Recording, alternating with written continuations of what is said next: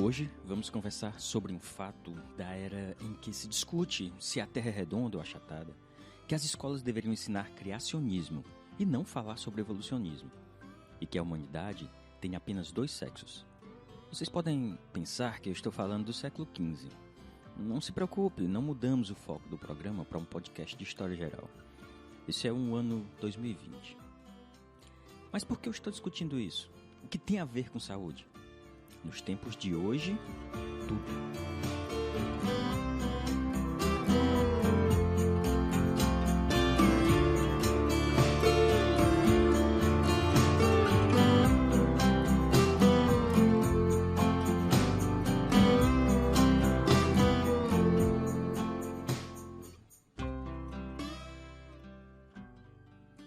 Há tempos, poucos grupos eram responsáveis pelas informações. Eram chamados profissionais da comunicação. Pessoas que estudavam por muito tempo e adquiriam a experiência sobre o processo de comunicação. Sei que é complicado que as informações venham sempre dos mesmos grupos. Foi então que veio a internet e transformou todo mundo em repórter. Como diria Francis Bacon, scientia potentia est. Conhecimento é poder. O problema é que, para ser informação útil, ela precisa ser validada no rigor do método científico. É neste contexto que liberamos este episódio especial do PharmaCast. Em tempos de fake news, viemos com a esperança de trazer mais uma fonte de luz em tempos de escuridão para a ciência. Hoje, vamos nos deter ao tema coronavírus, para esclarecermos alguns pontos importantes. Convidamos você a participar deste momento.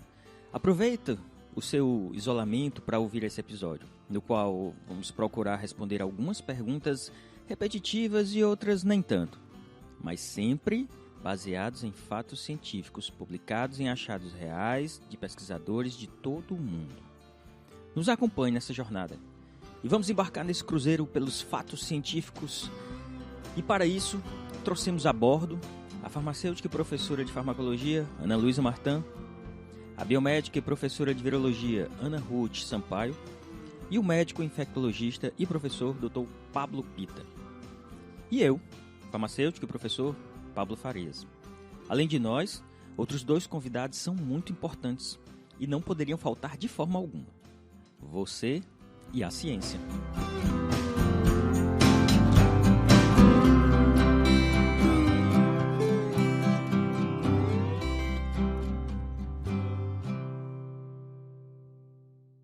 Especial Coronavírus.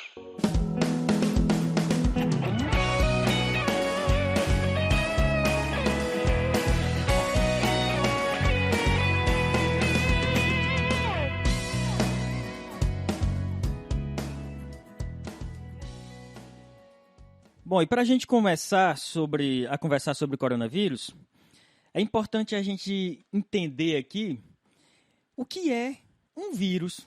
Ruth, explica para a gente rapidinho o que é um vírus. Olá, pessoal.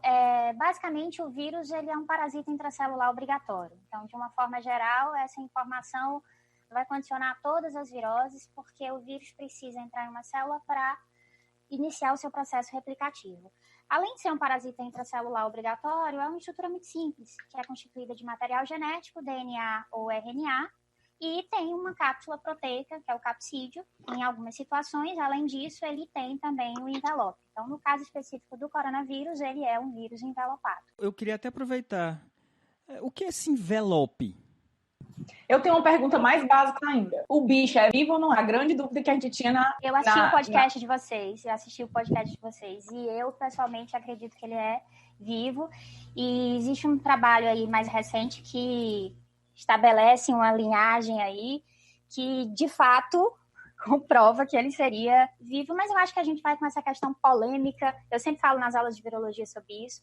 Os alunos sempre ficam ali entre uma coisa e outra, e alguns ficam no meio termo mesmo. Acham que é uma coisa e acham que é outra. Então, é uma coisa que vai sempre polêmica. Pessoalmente, eu acredito que é vivo. O que é o envelope, né? Foi a parte... O que é o envelope? Isso é fundamental para a gente entender muita coisa nesse processo. Na verdade, o envelope é essa parte mais externa do vírus. Então, quando um vírus é envelopado, é a partir do envelope que ele consegue fazer essa ligação com as células que ele precisa infectar. Então, se eu tenho um envelope, eu tenho as glicoproteínas, que são a parte mais superficial do vírus. Então, por exemplo, a gente vai falar aqui, eu acredito, na glicoproteína S, né, que é o spike, que é responsável pelo tropismo do vírus.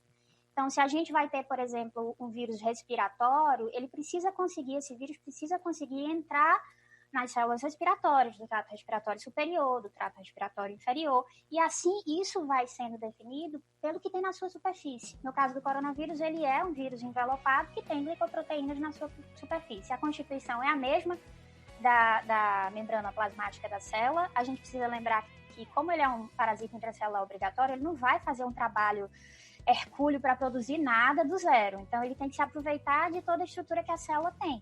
Então, estando dentro da célula, esse vírus pega essa membrana, que pode ser da membrana externa ou até de algumas organelas, e aí ele constrói esse envoltório, que é um esqueminha de proteção para ele, mas que confere para ele algumas facilidades, inclusive a questão do reconhecimento celular, né, dos receptores que estão na superfície da célula, e na ajuda dessa penetração, porque são dois mecanismos diferentes. Primeiro, ele precisa encontrar a célula, que é permissiva para ele, e depois ele precisa penetrar nessa célula.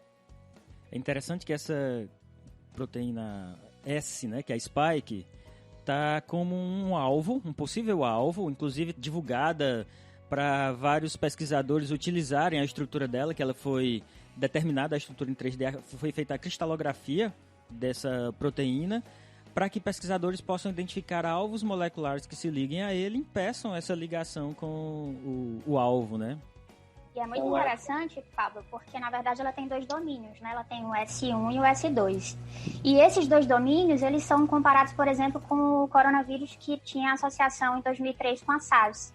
Então, foi percebida essa similaridade porque existe realmente uma comparação, né? Elas são homólogas, então são proteínas, são domínios muito semelhantes entre os dois vírus. E aí, assim, o que está se estudando hoje, qual é o impacto disso? Porque o domínio S1 tem relação com o reconhecimento, o domínio S2 tem relação com a fusão. E a partir disso aí, tenta-se entender como seria a melhor forma de bloquear essa entrada do vírus nas células que possuem receptores para ele.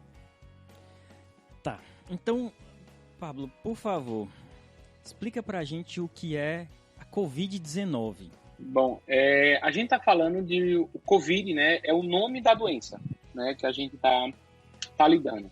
É a doença provocada pelo SARS-CoV-2. Né? A gente entende de que as coronaviroses são infecções que já amplamente difundidas no conhecimento da humanidade.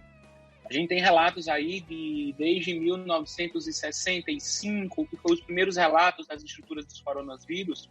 E de lá para cá, a gente tem pelo menos 4 coronavírus que são circulados com muita frequência no nosso meio. Eles têm umas siglazinhas, né? H266, HL, KN247. Então, existem algumas siglazinhas que definem esses coronavírus que habitualmente a gente encontra na circulação. Inclusive, foi uma fonte de questionamento até passada por parte de alguma população leiga, que viu-se que havia vacinas caninas para alguns coronavírus, que no sentido geral, para o animal, ele é uma doença muito mais agressiva do que para o ser humano, nesses coronavírus habituais. Só que em algum momento do seu processo evolutivo, esses coronavírus eles sofreram algum tipo de mutação genética, alguma mutação de replicação, ou alguma alteração no seu códon de DNA, que fez com que ele se tornasse infectante para o ser humano. E aí a gente tem três cenários históricos de altíssima relevância para a gente, que é o SARS-CoV, né, que é o SARS, o vírus da SARS, o MERS-CoV, que é o vírus da MERS, que foi descoberto em 2013, né, no Oriente Médio, e o SARS-CoV-2 agora, 2012 exatamente, e agora o SARS-CoV-2 com o Covid-19, que é essa doença respiratória, né, de facílima infectividade e que a gente vê aí que está aumentando o número de casos a cada dia que passa. É interessante. Em 2002, realmente tivemos o coronavírus, que não era o 1, mas era o SARS-CoV, que não era 1, porque não existia o 2 ainda, que realmente contaminou aproximadamente 8 mil pessoas, gerando aproximadamente 800 óbitos registrados. Então, a partir desse período, várias pesquisas de vacina começaram a surgir. Inclusive, algumas pessoas já me perguntaram como é que dizem que uma vacina demora cerca de 5 anos para surgir e estão dizendo que vai surgir uma em aproximadamente 1 ano ou 1 ano e meio. É justamente por causa desses casos. A pesquisa vem sendo realizada desde poucos anos depois dessa época. Teve até um investimento muito grande dos Estados Unidos na pesquisa de vacinas, mas ela foi suspensa, porque desde 2004 não se registra nenhum caso de SARS-CoV-1 com esse tipo de coronavírus, né? Em 2012, como o Pablo disse, teve o MERS-CoV, que aí é provavelmente proveniente de camelos. Então eles são vírus zoonóticos, é importante até dizer isso, são vírus zoonóticos, eles estão circulando entre os animais e normalmente eles circulam só entre os animais. Acontece algum processo que resulta em o que se chama, na biologia chamam de transbordo, que é a passagem de uma espécie para outra. E aí esse evento não está claro como que aconteceu o transbordo do coronavírus, né? E assim, Pablo, é importante a gente pensar que como é uma família já muito conhecida há muito tempo, como o próprio Pablo falou, Pablo Pita, essa família é dividida em gêneros. Então a gente tem pelo menos 4 gêneros, alfa, beta, gama e delta, e nós temos pelo menos 2 com infecções em humanos. Você falou uma coisa muito interessante sobre a relação próxima dos animais e que isso tem total relação, mas tem outros fatores também. Por exemplo, o coronavírus é um vírus RNA. E os vírus que têm esse material genético, eles são mais propensos a pequenas alterações no processo replicativo. Então, eles vão se alterando o tempo inteiro. E uma informação importante que é específica do coronavírus, ele tem o maior genoma entre os vírus RNA. Então, assim, a gente tem aí possibilidades diversas de alterar o processo replicativo, né? Então, são várias a própria relação evolutiva. Então, isso acaba favorecendo historicamente, essas pequenas alterações do vírus. E fica-se uma discussão muito específica dentro da virologia, até que ponto isso é considerado um novo vírus, até que ponto isso é uma pequena alteração. Então, esses vírus vão sofrendo essas alterações e não vão parar por aí, né? Então, são características importantes, principalmente de vírus RNA. Muitas das pesquisas estão sendo realizadas em torno do material genético dele, né? Sim, aí em 2012 nós tivemos esse do MERS-CoV de camelos e agora estamos vivendo essa que teve um transbordo também. Acredita-se que de algum momento tenha passado para uns gatos, não é? No mercado de Wuhan. E aí esses gatos, provavelmente de morcego, passou para gatos, e esses gatos para os seres humanos.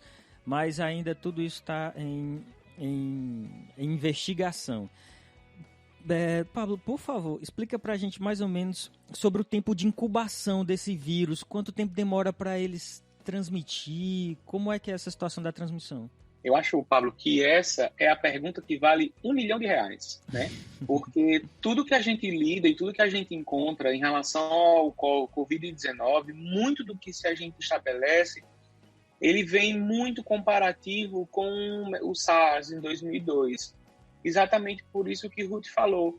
Há uma similaridade filogenética no seu processo de genoma, né? Quando você busca a origem do genoma, ele está muito mais próximo do SARS-CoV-1, por isso que ele levou o nome de SARS-CoV-2, pela sua similaridade filogenética, do que com o próprio MERS, né? De certa forma é até bom, porque o MERS tinha uma mortalidade e uma letalidade acima de 40%. Então, a gente teria uma doença aí que seria potencialmente bem mais grave no cenário que a gente observa. Então, assim, no grande contexto, muitas das informações que a gente encontra da Covid-19, ela é comparativa ao que a gente encontra no SARS-CoV, né, no SARS, lá em 2002.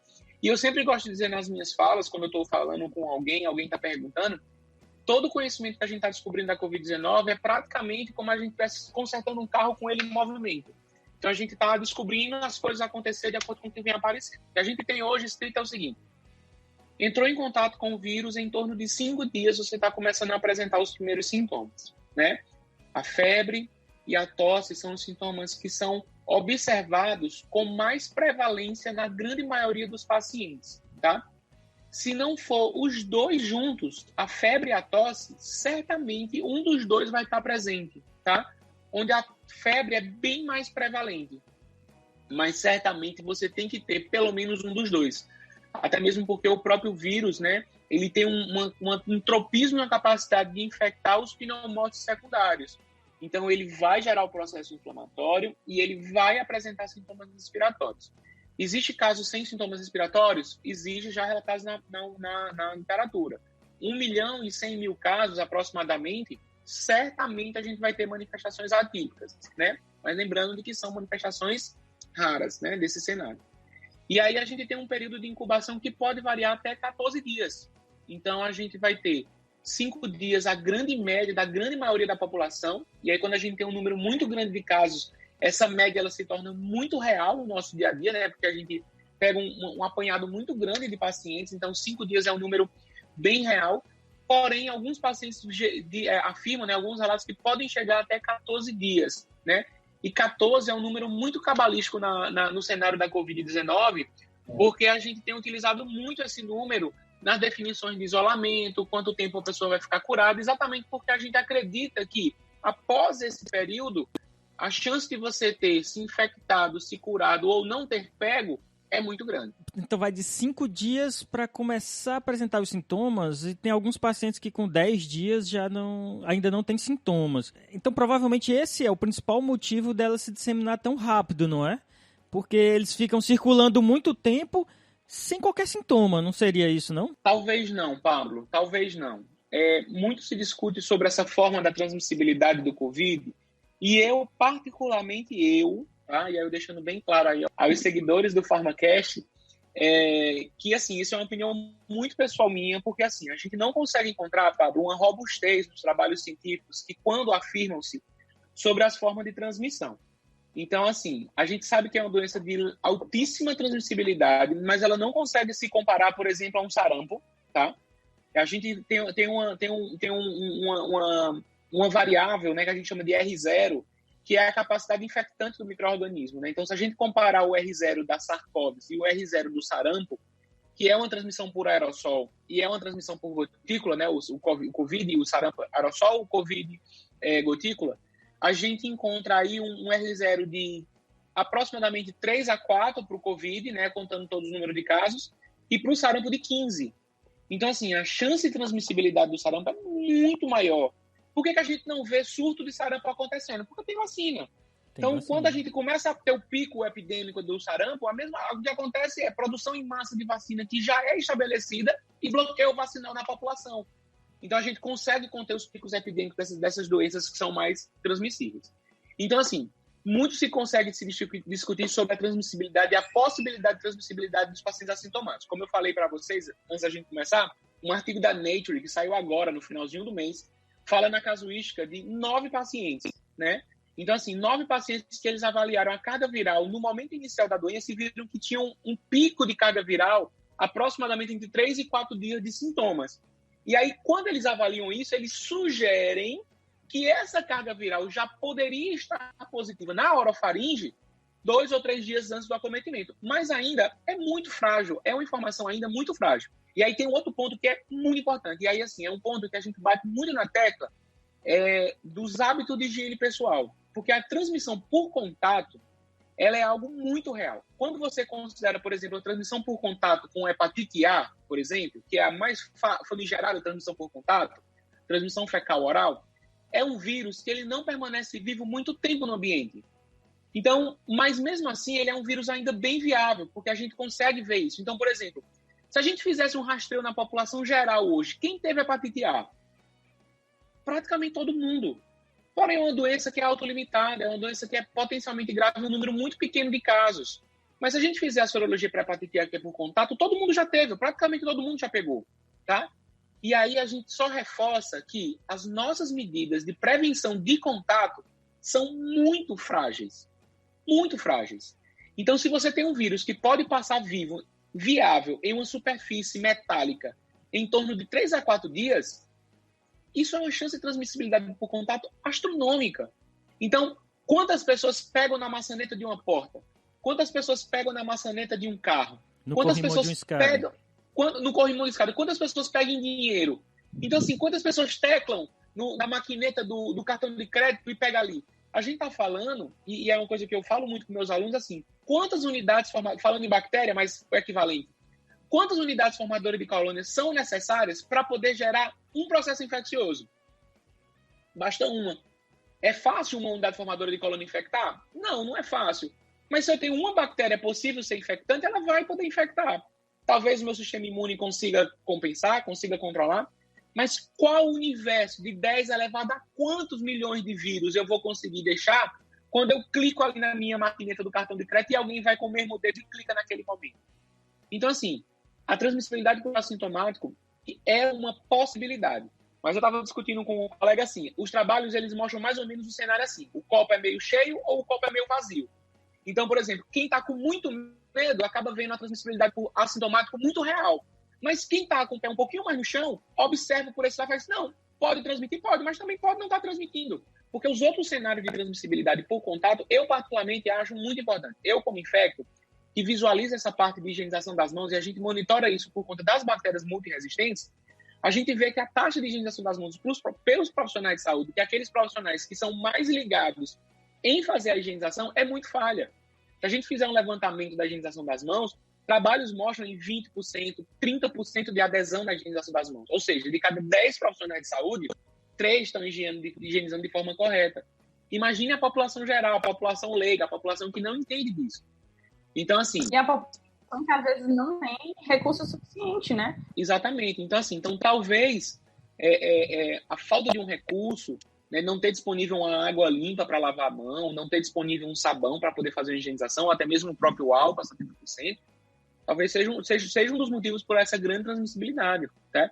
Então, assim, a gente vê esse cenário de transmissão por contato tomando muito o corpo, né? A gente não pode deixar de lado a transmissibilidade pelos assintomáticos, mas todos os trabalhos que a gente lê, a gente vê uma parcela muito pequena daquelas pessoas, né? Então, provavelmente, o paciente assintomático, ele vai se tornar sintomático pela doença, né?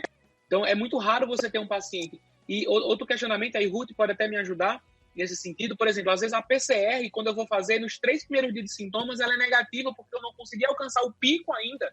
Então, como é que eu não consigo captar uma PCR na orofaringe de um paciente com 3 dias de sintomas e eu vou considerar ele como um transmissor assintomático quando ainda estou tendo o pico viral acontecendo?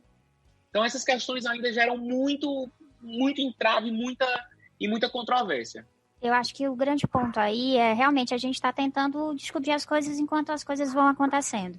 É muito importante isso que o Pablo falou, porque quando a gente vai analisar a questão das superfícies, até os primeiros artigos começaram a surgir e saiu agora há poucos dias analisando a infectividade do vírus em algumas superfícies, mas mais do que isso, analisando em temperaturas diferentes, com umidade, então vários fatores sendo controlados. E, gente, é ainda mais assustador. Então, assim, ele ainda em temperaturas frias consegue ter uma capacidade de continuar infectivo em vários dias, em várias superfícies, e isso realmente vai ter um papel fundamental nesse processo de transmissão, porque a gente sabe, por exemplo, que é um vírus que ele é estável em algumas situações, e na nossa situação aqui, com a temperatura um pouquinho mais elevada, ele já duraria menos tempo na superfície, mas esses fatores, eles vão influenciar diretamente, e o que Pablo falou é muito importante, porque, na verdade, a questão do diagnóstico é uma questão que está sendo muito discutida, porque não testa todo mundo, vamos utilizar RT-PCR, vamos utilizar o teste rápido, mas toda a situação que a gente tem, mesmo o RT-PCR, mesmo o teste rápido, a gente tem limitações em relação ao tempo. Então, isso é uma coisa limitadora, como dizer. Uma dúvida, para a gente poder esclarecer. Basicamente é o seguinte, quando um vírus entra num organismo, no hospedeiro, ele precisa de um tempo para ser detectado. As técnicas moleculares são as técnicas que conseguem fazer isso de maneira mais rápida porque elas vão entrar em contato e buscar as sequências do material genético dos determinados vírus. Por exemplo, a gente está falando do coronavírus, o material genético é RNA. Então, se eu vou buscar um RNA, eu vou utilizar uma técnica chamada RT-PCR, que é a PCR, a reação em cadeia da polimerase, associada à transcriptase reversa.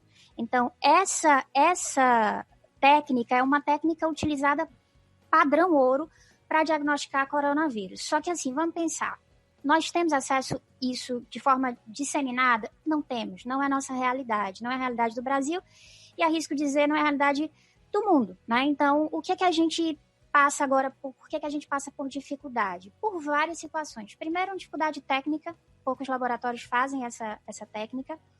Depois, insumos, reagentes, equipamentos, tudo isso é difícil. Tudo isso está mais caro, tudo isso está limitado. Então, eu tive a curiosidade de fazer uma pesquisa essa semana. A gente está fazendo algumas pesquisas de cotações e entrando em contato com fornecedores. E, gente, o cenário é surreal. Você realmente não consegue. Se você disser assim, eu tenho dinheiro agora para montar um laboratório de biologia molecular, quero fazer diagnóstico de coronavírus aqui na cidade, o que é que eu preciso? Preciso disso. Eu consigo montar agora? Não consegue. Porque você não vai ter acesso, falta de insumo, isso tem muito tempo para chegar ao que vai ser precisado, porque vai ser preciso, todo mundo está precisando disso, o mundo inteiro, não é o Brasil. Então, assim, mas aí a gente entra naquela velha discussão que a Alemanha, por exemplo, produz os próprios kits. Vários países produzem os próprios kits, porque durante anos investiram em ciência e tecnologia, em educação e ciência. Aí a gente ficou para trás. Então, dependendo de importar, que esses países vão colocar um preço, com certeza, e com direito. E vão priorizar os seus países. E vão priorizar sua própria população. Nós até produzimos, mas numa quantidade que não consegue atender a necessidade que a gente tem hoje. Então, Fiocruz está sobrecarregada, né? Tá fornecendo então, a gente não investiu num parque tecnológico para isso. E deixa eu perguntar uma coisa, Ruth. Vamos supor... vamos pensar num país com investimento bom na tecnologia. Aí falando uma curiosidade minha. Alemanha. Mas a Alemanha é muito pequena, né? Eu tô falando assim a nível Brasil. Tá. Vamos 200 milhões de habitantes, Brasil. Teria condições da gente pensar na possibilidade de fazer PCR e RT para todo mundo se a gente tivesse recurso? Haveria essa... vamos supor, existiria esse cenário assim de tipo, todo mundo vamos fazer PCR para everybody, everyone? Assim, teria como, pensando nessa... Hipoteticamente seria fantástico, mas para 200 milhões eu acho realmente complicado. Num país com população menor, sim, é inteligente, eu acho que é eficaz, porque, sinceramente, eu acho que todo mundo, nós nos sentimos no escuro com relação ao número de casos, visto que a gente sabe que uma minoria está realmente confirmada. Então, nossa, os números são assustadores. Gente, os números não são assustadores, eles não são reais. Eles estão muito abaixo do que realmente eles são. Deixa... Só pegar esse gancho, tem um artigo da Science publicado esse ano que estima que cerca de 86% das pessoas infectadas ainda não foram registradas. Ou seja, os números não são assim, assustadores, né? E é tão assustador, a gente só está falando de 14%. Aí vamos imaginar, não, mas agora estão chegando os kits rápidos. Poxa, que maravilha, né? Vamos ser felizes agora. 500 mil. Mas aí, 500 mil, mas com a limitação ainda muito maior. Milhões. Então, assim, num kit de teste rápido, nós vamos buscar anticorpo. Então, nós precisamos de uma resposta ao vírus. O anticorpo precisa ser detectável e isso leva tempo. Em média, aí, com boa vontade, 7 dias. E aí, 7 dias depois, a gente vai poder saber... De 7, 8, 10, depende do kit. Nós temos pelo menos 17 kits aprovados pela Anvisa. Alguns com uma sensibilidade boa, outros nem tanto. O ministro da Saúde, inclusive, falou, esse que a gente está recebendo agora, ele não é tão eficiente, vamos ter que desenvolver um protocolo para saber como interpretá-lo. Então, assim, nós temos limitações nos kits rápidos. Ele não vai resolver nossos problemas, mas ele vai dar uma estimativa aí um pouco mais próxima da realidade, do número de casos, talvez. Mas se você disser, eu tenho um laboratório, eu quero comprar, tá fácil? Não tá. Então, assim, é agendamento, você tem que comprar e esperar um mês o kit chegar. Os laboratórios, os pequenos laboratórios estão fazendo realmente um pré-agendamento. Você quer fazer? Beleza, deixa o seu nome. Daqui a um mês você faz. Qual é a relevância clínica disso? A não ser epidemiológica, né? Então, assim, é uma situação muito difícil. Nós, de fato, estamos vivendo talvez um período, talvez não, nós estamos vivendo o que nós nunca vivemos, né? E, assim, vamos pegar o cenário da China. A China, a gente, pelo menos é isso que a gente escuta, que a China testou praticamente todo mundo, conseguiu separar que era... A Coreia fez isso. A Coreia foi bem eficiente nisso, né, nessa parte. 51,7 milhões de habitantes. Eles têm um quarto da população brasileira. porque China é grande, né? Mas A China teve uma vantagem, ela conseguiu isolar ali, né? O epicentro da coisa, né? A China é interessante. Vou contar um pouquinho aqui como é que está funcionando lá na China. Lá eles não têm WhatsApp, certo? Não tem WhatsApp. Eles têm um chat chamado WeChat. E aí o WeChat controla a vida do chinês todo. Você faz tudo. É um bate-papo como o WhatsApp, mas você paga conta, faz pedidos. É um aplicativo fantástico. Então, é coisa chinesa. Resolve a vida inteira nesse aplicativo. Como praticamente 100% da população tem o WeChat, o governo chinês fez um upgrade nele e incluiu um QR Code, né? Um QRzinho. Então, cada pessoa na China tem o seu QR. E aí, existem sensores em tudo que é estabelecimento pela China, em clínicas, em hospitais, em centros comerciais, o que quer que seja. Então, se a pessoa vai entrar, ela só entra nesse setor mostrando o QR Code do WeChat. Quando ele mostra, de acordo com os lugares onde ele vai passando, o WeChat faz uma avaliação matemática, não é? Uma série de cálculos, e vai vendo o risco daquela pessoa. Então, se ele coloca num sensor desse e aparece a luz verde, tá tranquilo, ele vai normalmente. Se ele colocar e aparece o amarelo, ele tem que correr para casa. Ele agora está em isolamento domiciliar, vai ter que ficar em casa, não pode sair. Se for vermelho, o negócio é mais complicado. Então tem esse sistema de cores. E aí, essa é a primeira medida. Então a China investiu em tecnologia para controle do vírus. Primeiro, o chinês tem aquela coisa de já obedecer o governo, né? Já não é bem uma democracia. Não é só cultural, é ditatorial, né? É ditatorial, não é uma democracia, então. Mas já está na cultura deles. Eles já é natural. Quando o governo disse, agora todo mundo vai para casa, ninguém sai. Então eu vi recentemente uma entrevista com uma brasileira que mora na China há 4 anos e ela dizendo, é impressionante, quando o governo disse isso, todo mundo foi para casa e ninguém foi para a rua. A rua ficou sem ninguém. E aí eles começaram a controlar isso. Não é que fosse proibido sair de casa, mas tinha que sair de forma objetiva. Ia resolver um problema e voltava rapidinho, então praticamente não tinham pessoas na rua, tá? Interessante que ela relata que ela mora lá há 4 anos e a filha mora nos Estados Unidos, faz faculdade lá, e foi visitar, coincidentemente, bem no ápice do coronavírus. Quando chegou no avião, qual é a medida tomada nos aeroportos? Ela só pode desembarcar um avião de cada vez. Poxa, um aeroporto chinês tem muito avião descendo por vez. Então só pode um por vez. E os passageiros estão ficando cerca de 6 a 8 horas dentro de um avião, aguardando ser desembarcado. Então ele fica lá esperando. E à medida, quando chega a sua vez, você sai, é verificar a temperatura nos scanners, e eles não vão para casa. Pegam um ônibus do governo chinês, que leva todos os passageiros para um hotel do governo chinês. Lá, eles fazem os exames e mandam para casa. Se tiver a quarentena, se esses passageiros, né, forem colocados em quarentenas, a quarentena vamos dizer, não é muito opcional, não. Ele é levado por um carro do governo. Ela foi levada, no caso, a entrevista era assim. E aí ela foi deixada em casa. E no portão da casa foi colocado um sensor infravermelho.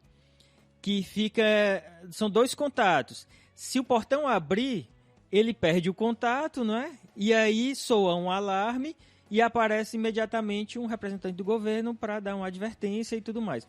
Então, realmente, foi um controle extremamente radical. Radical. A gente nem espera fazer algo assim aqui e não vingaria na maior parte do mundo. Não tem como, porque a gente não está vivendo, né, nesse sistema ainda. Mas eles conseguiram controlar os picos epidemiológicos, né, que a gente fala é bom a gente discutir um pouquinho mais sobre isso. Controlamos o pico de disseminação do coronavírus com esse isolamento e hoje eles estão começando a reduzir os casos. Pablo, explica um pouquinho pra gente, já que eu citei isso. É importante ver como é que os médicos estão trabalhando com isso. Como é que vocês veem esse isolamento, a questão do isolamento? Então assim, Pablo, o que a gente precisa estabelecer, e é muito importante que as pessoas entendam, é a grande diferença entre quarentena e isolamento social, tá? Esse é um grande ponto de marco. Então assim, a gente fala o seguinte, que quarentena é uma medida governamental. Então, ninguém entra em quarentena porque quer. A gente entra em quarentena porque mandam. Então, assim, quando se decretar o estado de quarentena, a gente tem chamado esse período que a gente está vivenciando de quarentena, mas isso não é quarentena, isso é isolamento social. Por exemplo, se hoje todo mundo quiser ir passear na praça, vai. Não vai ter nenhum policial lá proibindo, não vai ter nenhuma entidade governamental lá falando que não é para ir, ou proibindo a entrada num parque público, numa praça pública, não vai ter. Vai todo mundo. Se alguém quiser fazer uma festa, contratar um cantor e aglomerar 200 mil pessoas, não vai ser proibido. Quer dizer, vai. Agora está sendo. Vai. Já tem um decreto, né? Tudo bem. Já tem algumas políticas pontuais para esse tipo. Isso. Para festa, sim. Mas nos demais não, realmente. Mas, por exemplo, se você quiser fazer o aniversário do seu filho aí na sua casa e chamar 50 coleguinhas do colégio, não está proibido. Talvez o condomínio tenha tido algumas recomendações, talvez alguma coisa, mas você, na sua casa, você pode receber quem você quiser. Então, assim, o estado de isolamento social, né, de distanciamento social, ele é uma recomendação que visa, num caráter epidemiológico, impedir o aumento do número de contatos e, consequentemente, impedir o número de aumento de casos.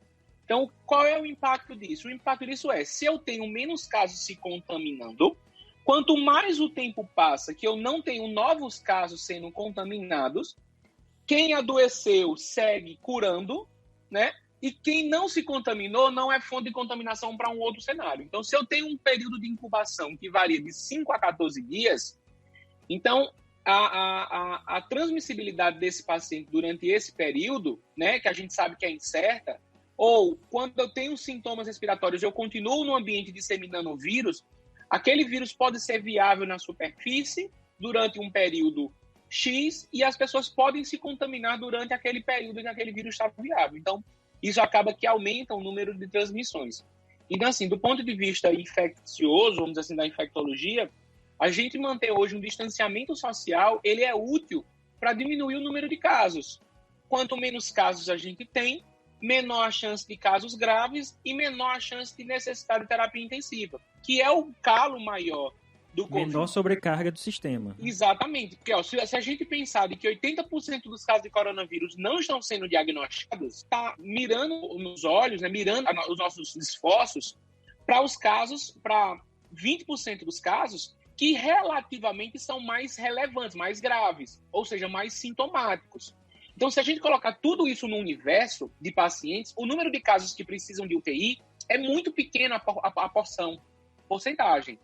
Mas quando você tem a porcentagem de 1% em 1 bilhão de pessoas, é totalmente inviável. A gente não tem essa quantidade de leitos de UTI. E uma coisa que é importante a gente frisar, né, e eu acho que muita gente não está conseguindo entender, e às vezes por isso acaba contestando o isolamento, é o motivo dele. Então, por que se está recomendando no mundo inteiro as pessoas não saírem de casa ou saírem o mínimo possível? Porque, primeira coisa, né? Porque a gente reduz a transmissibilidade. Isso é fato. Se eu estou em contato com menos pessoas, eu também vou transmitir menos caso eu esteja infectada.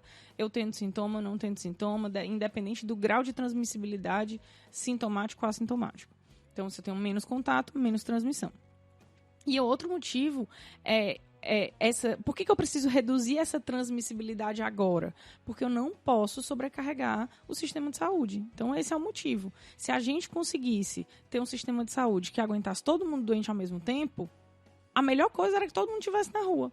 Porque a gente iria se contaminar, criar anticorpos e ficar imune a esse vírus. Mas isso não é a realidade. A realidade é que a gente não consegue suportar todo mundo no sistema de saúde ao mesmo tempo. Então, a gente precisa que essas infecções elas sejam gradativas, né? Uma hora um pouco de gente, outra hora mais um pouco de gente. Então, a ideia é diminuir a transmissibilidade e, segundo, não sobrecarregar o sistema de saúde. Isso tem que ficar claro, porque a gente continua vendo as ruas cheias, a gente continua vendo feiras acontecendo, e as pessoas parecem que não estão entendendo que vai faltar sistema de saúde para todo mundo. E é interessante porque saiu um estudo matemático, né, sobre prevendo quando seria o colapso do sistema de saúde aqui no Brasil se não tivesse nenhuma medida de isolamento. Então, seria lá por volta de 20 de abril. Se nós já estamos adotando, mesmo que parcialmente, mesmo que não da forma como deveria, mas da forma brasileira. Mas nós já diminuímos essa possibilidade e nós já tendemos a achatar essa curva. Então, o pico, teoricamente, não chega mais, e se chegar, não é na data que inicialmente foi prevista. Eu sei que isso tudo é cálculo, que pode dar errado, que pode ser alterado, mas a gente trabalha com algumas, né, suposições. Vai lá, Pablo.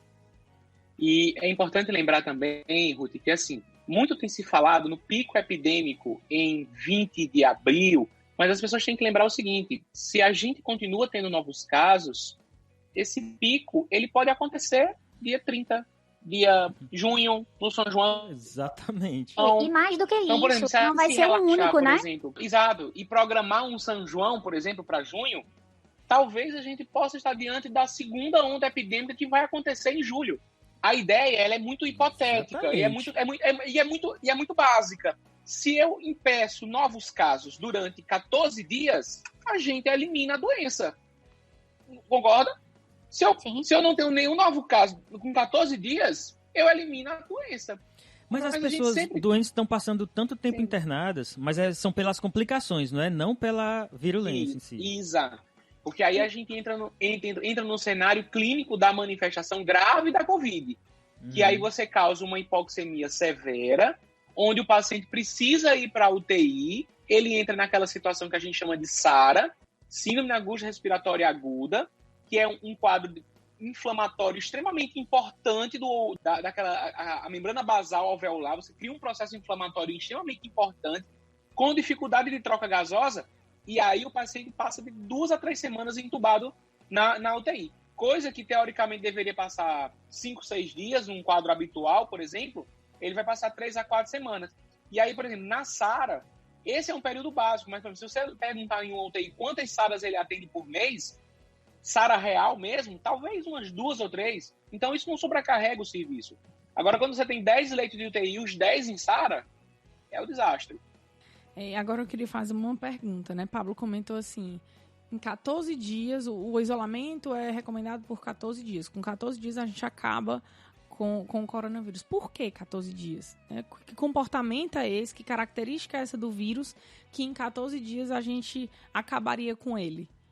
Isso tem a ver, provavelmente, com um comportamento autolimitado do vírus, mas o que significa isso? E por que as pessoas, quando saírem novamente na rua, elas não vão ser capazes de contaminar outras pessoas? As viroses, de uma maneira geral, cada um tem suas características. Alguns vão permanecer por muito tempo, vão ter um processo que é lento de replicação e que dura mais tempo. Outras viroses têm um processo autolimitado mesmo, de começar a entrar e replicar e ter uma característica específica do seu processo e na sua interação com o hospedeiro. Isso tem a ver com o sistema imunológico, que vai começar a ser mais efetivo no controle, então resposta inata, depois resposta adaptativa, e isso vai se travando uma batalha entre a entrada e a replicação do vírus e a defesa do hospedeiro. Então, o que se sabe até agora, e aí é também bem importante, que existem algumas discussões lá na frente sobre a efetividade desse controle, porque, por exemplo, a gente está vendo e se esperava que, como é um sorotipo, né, que isso gerasse uma imunidade permanente, mas a gente tem visto, através de novos casos na China agora, raros, mas existem, de reinfecção. Então, essa relação aí de vírus hospedeiro, sistema imune, imunidade adaptativa, imunidade permanente ou não, são questões que a gente vai precisar de um pouco mais de tempo, eu acho, para ter firmeza e para acreditar e segurança. Dizer alguma coisa, né? Essa é interessante. O primeiro caso foi no Japão e a China também apresentou, e tem alguns relatos de reinfecção. Isso é bem estranho. Mas gostaria de salientar, tá, de que ainda está questionável essas reinfecções. Uhum. Porque os diagnósticos foram feitos baseados em positivação de PCR-RT, né? Isso. E aí eu queria até ouvir a opinião de Ruth em relação a isso, porque muito se questiona sobre a capacidade que o exame tem em captar fragmentos virais viáveis ou não viáveis. Então, assim, o que se a gente entender é o seguinte: o paciente estava assintomático, ele não teve novos sintomas, e aí tem duas formas: ou ele teve uma doença com curso clínico superior aos 14 dias que habitualmente a gente consegue encontrar, e a gente sabe que as doenças não seguem um livro, né? A gente diz que doença não lê livro. Então, por exemplo, alguns pacientes eles continuaram sintomáticos além desse período. E aí, qual é o questionamento que se levantaram? O tempo de início de doença realmente foi aquele inicial? Ou ele teve um adoecimento e aí pegou o coronavírus no curso dessa doença, seja uma influenza, um adenovírus, um rinovírus, e aí ele esticou um pouco mais a sua janela de permanência de PCR viral positivo, ou o que foi identificado pelo PCR foi somente fragmentos virais. Então, assim, o que a gente acredita hoje é muito baseado nos números. Então, por exemplo, China, hoje, ela estabilizou em 81 mil novos casos e ela já parou o isolamento. Então, ela está com distanciamento social, ela não está mais em quarentena, ela já está retornando às suas atividades e o número de casos da China não vem aumentando. Aumentando, que eu digo assim, aparecem novos casos. Pessoas que não foram contaminadas começam a se contaminar, são suscetíveis, mas a gente não tem ainda aquele pico epidêmico como a gente está vendo nos Estados Unidos, que todo dia é 50 mil novos casos, todo dia é 60 mil novos casos. Então, isso faz com que a curva de número de casos na China se permaneça muito estável desde fevereiro. Então, desde fevereiro, o número de casos da China não ultrapassa 82 mil casos. Vai aumentando porque você tem pessoas novas chegando. Então, tem muito esse questionamento aí sobre a positividade do PCR pós-adoecimento em relação a fragmento viral inativo, quando o vírus não é infectante, ou ainda um curso mais prolongado de doença. E a gente, eu acho, vai ficar um processo de discussão e de necessidade de maiores pesquisas e pesquisas com, acredito, mais tempo, mais casos, né? Porque, assim, a gente tem limitações, as coisas estão acontecendo, mas, por exemplo, nós não temos, eu pelo menos não tenho tanta informação sobre a eficácia ou a sensibilidade dos testes que foram utilizados para confirmar isso. Então, assim, eu sei que um teste molecular ele é extremamente preciso, mas dependendo do momento ele pode ser mais preciso ou menos preciso que ele é realizado, já que a gente busca material genético. São algumas coisas que podem ser questionadas e, na verdade, é tudo realmente muito novo. Então, as ciências todas, a parte de diagnóstico, a parte de imuno, a parte da própria virologia, elas vão puxar cada um para o seu lado e a gente vai ter que ter filtro, e eu acho que isso é um ponto também que vale a pena até a menção aqui. Tem muita coisa sendo produzida e eu sei que, por exemplo, o jornalismo usa muitos artigos que saem e usam, às vezes, pelas chamadas, pelo título do artigo, que são, em muitas situações, muito chamativos. Mas alguns a metodologia é fraca, alguns a informação não pode ser taxativa, né? Porque existem viés e assim por diante. Então, assim, eu acho que o momento realmente é um momento que a ciência tem um papel importante, mas é preciso que nós, leitores de ciência, e que todo mundo que tenha curiosidade em se informar, tenha também um pensamento muito crítico em relação a isso, porque nem tudo vai ser 100% fato. Né? Muito, porque a gente está o tempo todo. Você ter esse viés crítico, né, para você ter esse pensamento crítico, você tem que ter uma base interessante e assim, grande parte da população não tem, infelizmente, porque não tem acesso à educação básica, então ela não consegue entender tudo de 9 pessoas, ele não tem assim, uma relevância pau. Tem profissionais que não têm esse senso. E eu estava pensando justamente nisso, né? Sobre o papel dos jornalistas nesse momento, né? Eu sei que tem pessoas que trabalham com ciência que escrevem para os principais portais e tal, mas é muito difícil, porque a gente precisa chegar na população que não tem acesso a isso. O cuidado com essa escrita pode fazer com que as pessoas entendam mais ou menos a informação que foi dada, e a gente está o tempo todo batendo sobre a importância de procurar os meios oficiais, já que a gente está em período de fake news, né, até onde é impossível ter. Então, se a gente não tiver esse cuidado com essa informação, repassar isso para o público geral, com o cuidado que é necessário, com os senões, né, porque tem isso, mas pode ter isso, é uma possibilidade, não é um fato ainda, ou já é um fato, porque as coisas, inclusive, elas, em algumas situações, elas não podem ser datadas, porque uma recomendação pode vir agora de uma coisa, máscara, não sei o que. Então, assim, é muito complicado. A gente realmente precisa ter bastante cuidado. E outra coisa, Ruth, essa sua fala eu acho importantíssima, porque, assim, o serviço jornalístico, né, que acaba buscando, às vezes ele até não tem nem culpa da informação que ele está dando, porque, por exemplo, Se a revista publicou que a vacina BCG ela tem um potencial de proteção ao coronavírus, porque observou-se que países que têm programas nacionais de BCG têm menos casos de Covid de países que não têm, esse jornalista que não tem um preparo científico, ele está vendo um artigo publicado numa revista. Viu a conclusão? Então, assim, para ele, se ele pegou um artigo que foi publicado, o que é que ele espera? Ele espera de que aquela revista tenha passado pelo mínimo de crivo para poder fazer uma publicação relevante. E aí acaba que o seguinte, como a gente passa por um processo preparatório para poder os nossos estudos e as nossas evoluções e progressões acadêmicas, a gente acaba aprendendo a não se interessar tanto pelo título, mas que pelo menos a gente consiga perceber o que é que ele está querendo passar. Então, eu recebo quase que diariamente no meu WhatsApp N trabalhos, N artigos. E aí, Pablo, olha isso aqui, falando sobre o uso. Saiu agora um estudo recente, né, que eu não li ainda, porque assim, eu passo mais tempo hoje lendo os trabalhos que me mandam para saber se é verdade ou não, do que propriamente vivendo. Então, procurando eu recebi a fonte. Agora falando exatamente. Então, por exemplo, eu recebi agora falando sobre a ivermectina, que a ivermectina foi capaz de matar o vírus in vitro, né? Aí, poxa, eu acho super legal, ivermectina tem qualquer bodega de esquina, você compra uma ivermectina, né?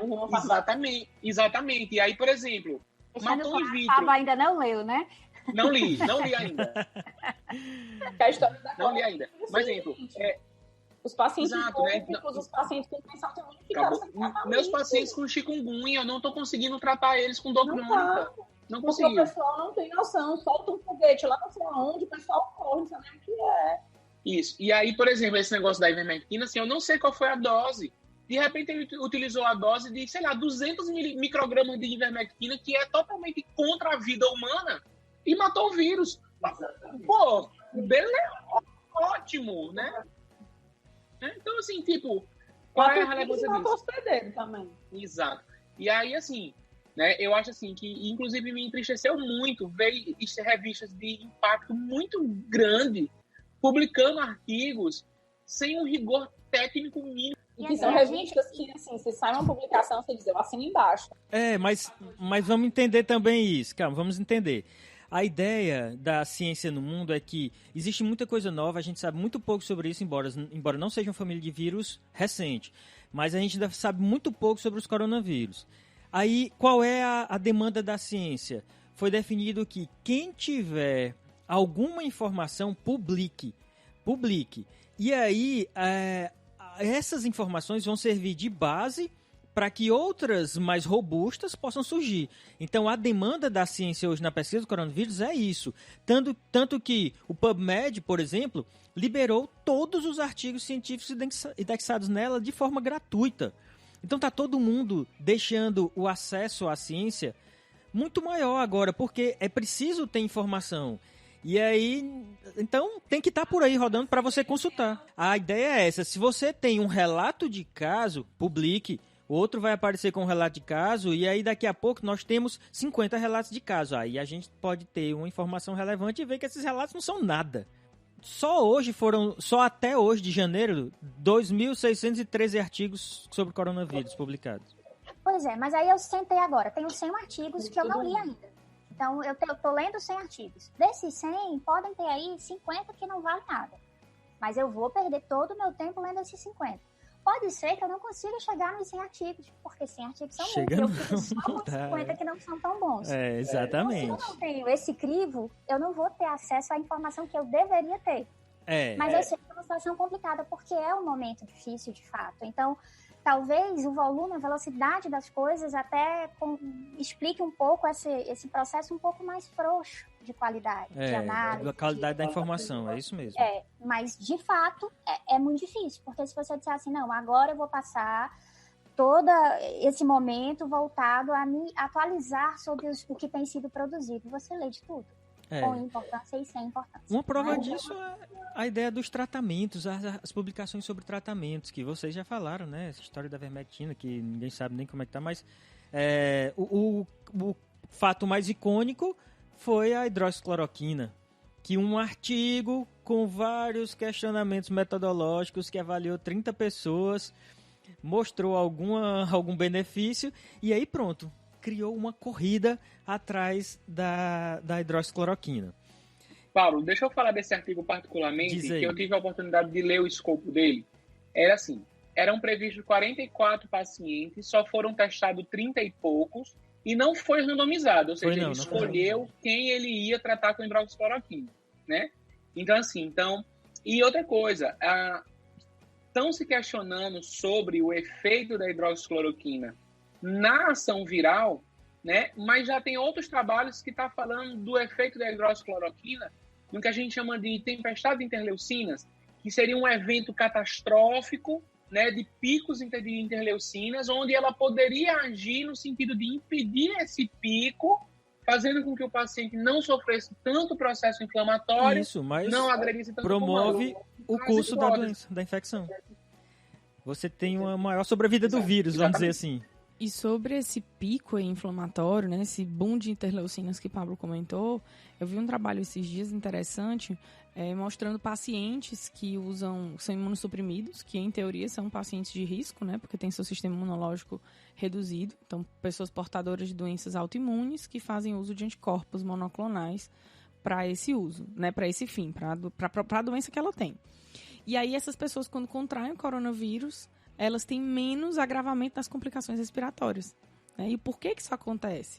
Então, uma das explicações é que, por esses medicamentos, eles serem anticorpos anti-interleucinas, que foi o que o Pablo falou agora, que tinha um aumento grande, agudo, e que isso gera o processo inflamatório de forma tão intensa que compromete a respiração do paciente. Então, por eles inibirem essas interleucinas, muitos são anti-interleucinas, outros anti-TNF-alfa, outros anti-JAK, que faz parte do processo, né, de produção dessas interleucinas, eles diminuiriam as complicações respiratórias em pacientes imunossuprimidos que fazem uso desses anticorpos, que é uma coisa interessante, porque, em teoria, a gente pensaria que esses pacientes complicariam mais.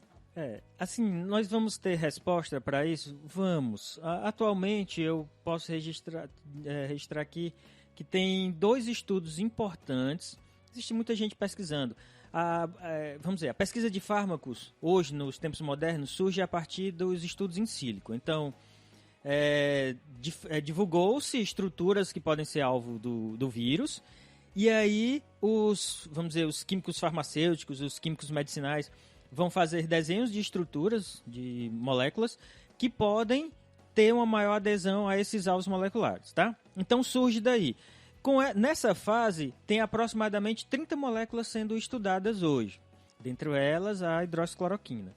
Ensaios clínicos, iniciou um que, se eu não me engano, iniciou no dia 30 de março, iniciaram 2 estudos. O Covidaxis 1 e o Covidaxis 2. O Covidaxis 1 é um estudo de 600 pacientes que vai comparar os resultados da hidroxicloroquina com um grupo placebo, né? Vão ser 300.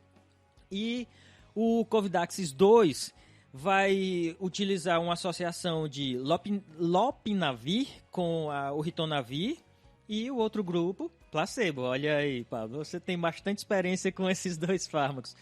Mas é outro grupo também, com 600 pacientes, tende a fazer 300, aí vai ser estudo randomizado e tudo. É um ensaio clínico, está registrado nos bancos de ensaios clínicos, foi registrado agora dia 30.